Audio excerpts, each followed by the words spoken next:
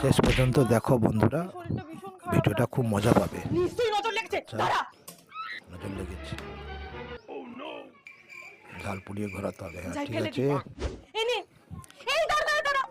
ভর দুপুরবেলায় মাছ মাংস নিয়ে যাচ্ছিস। আচ্ছা, কি করে? তারপরে কেউ মনে হয় নাম নিচ্ছে। দেখা দাঁড়া। যাক, শেষ এনে পর্যন্ত জল খা। দেখতে থাকো। দেখো না মা চোখে কি হয়েছে। কই দেখি।